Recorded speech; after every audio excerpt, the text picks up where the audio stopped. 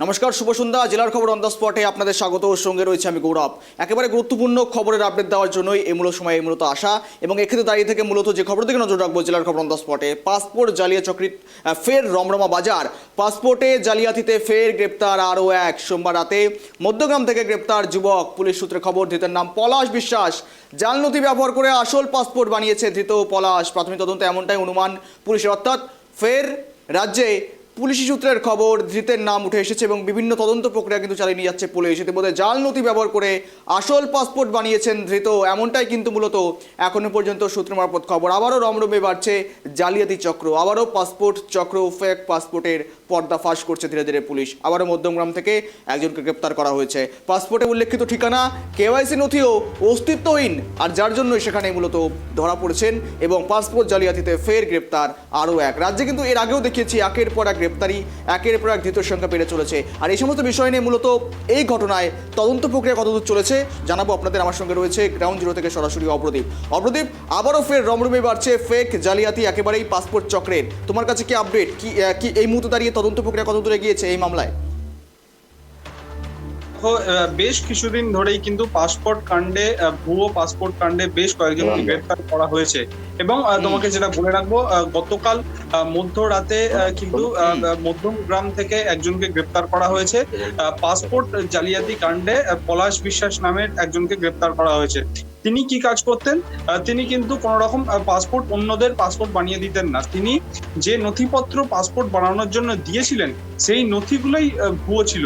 সেই অভিযোগের ভিত্তিতেই কিন্তু এই পলাশ বিশ্বাসকে মধ্যমগ্রাম থেকে গতকাল ঠিক রাত্রি 8টা সাড়ে 8টা নাগাদ তাকে গ্রেপ্তার করা হয় এবং তার পরবর্তীকালে তাকে কিন্তু আজকে আলিপুর আদালতে পেশ করা হয়েছে। সেখানে পুলিশের তরফে জানানো হচ্ছে যে তিনি কোন রকম কোনো ইয়ের সঙ্গে, কোন রকম তদন্তের সঙ্গে কিন্তু এই পলাশ বিশ্বাস সহযোগিতা করছেন না এবং পলাশ বিশ্বাস তিনি কিন্তু যে পাসপোর্ট জালিয়াতির সঙ্গে যুক্ত রয়েছেন, ভুয়ো নথি ব্যবহার করেছেন। তিনি ভুয়ো নথি ব্যবহার করে আসল পাসপোর্ট তৈরি করার জন্য তিনি আবেদন করেছেন। এই তথ্য যখনই পায় লালবাজারের গোয়েন্দারা, তারা তখনই কিন্তু পলাশ বিশ্বাসকে ট্র্যাকিং এর চেষ্টা শুরু করে এবং গতকাল পলাশ বিশ্বাসকে মধ্যমগ্রাম থানায় ডাকা হয় এবং সেখানে তাকে জিজ্ঞাসাবাদ করা হয় এবং সেখানে জিজ্ঞাসাবাদের পরে তিনি, পলাশ বিশ্বাস কোন রকম তদন্তে সহযোগিতা করছিলেন না, সেই অভিযোগের ভিত্তিতে তাকে কিন্তু গ্রেপ্তার করা হয়েছে এবং আজকে তাকে আলিপুর আদালতে পেশ করা হয়েছে।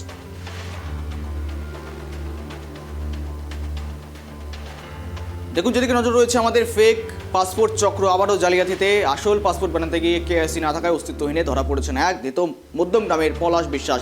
তাকে তদন্ত করা হচ্ছে পুলিশ এবং ইতিমধ্যে পুলিশের তদন্তে অসহযোগিতা, কোথাও তিনি সহযোগ করছেন না, এমনকি তিনি রীতিমতন দাঁড়িয়ে থেকে সেই তদন্ত প্রক্রিয়া এগিয়ে নিয়ে যেতে সাহায্য করছেন না, এমনটাই জানানো হয়েছে। শিয়ালদাও কোর্টে পেশ করা হয়েছে এবং এসবের ভিত্তিতে আবার জানতে চাইব অপ্রদীপের কাছে। অপ্রদীপ, দেখো মূলত এখনো পর্যন্ত তদন্তে কি উঠে এসেছে, তার বাড়ির আদতে কোথাও ছিল এবং সেখানে দাঁড়িয়ে থেকে যেখানে তিনি বসবাস করতেন সেখানে কি তার লিগাল সব ডকুমেন্ট রয়েছে, আধার কার্ড, ভোটার কার্ড, এই সমস্ত কিছু, নাকি সবকিছুই ফেক? মূলত এখনো পর্যন্ত তদন্ত প্রক্রিয়া কি উঠে আসছে? শিয়ালদাহ আদালতে তোলা হয়নি, প্রথমেই তোমাকে বলে রাখবো। তাকে আলিপুর পুলিশ কোর্টে তোলা হয়েছে এবং সেখানে পুলিশের তরফে এই পলাশ বিশ্বাসকে নিজেদের হেফাজতে নেওয়ার জন্য আবেদন জানিয়েছে পুলিশ এবং তোমাকে যেমনটা বলছিলাম, পলাশ বিশ্বাস তিনি যে সমস্ত ডকুমেন্টস গুলো দিয়েছিলেন সেগুলো ভুয়ো ছিল।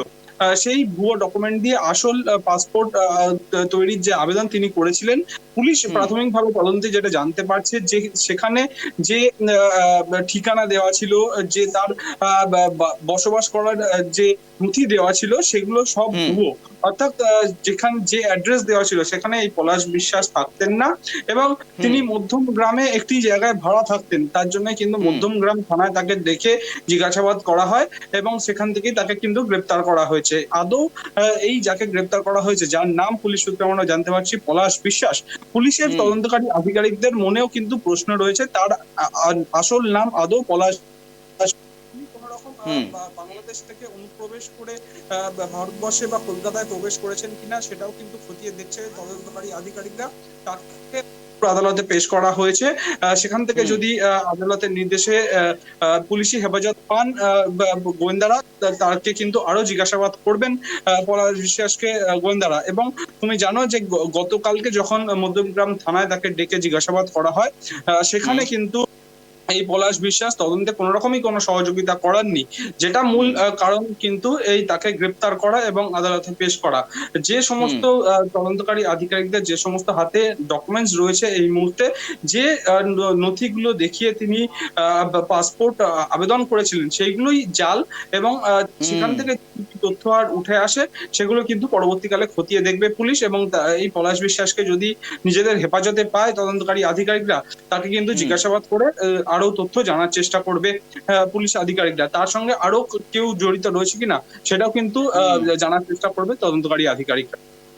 ধন্যবাদ অপরদীপ সঙ্গে থাকার জন্য। আসল পাসপোর্ট বানায় ধৃত, প্রাথমিক তদন্তে অনুমান পুলিশের, ধৃতকে জেরায় সামনে আসে চাঞ্চল্যকর তথ্য।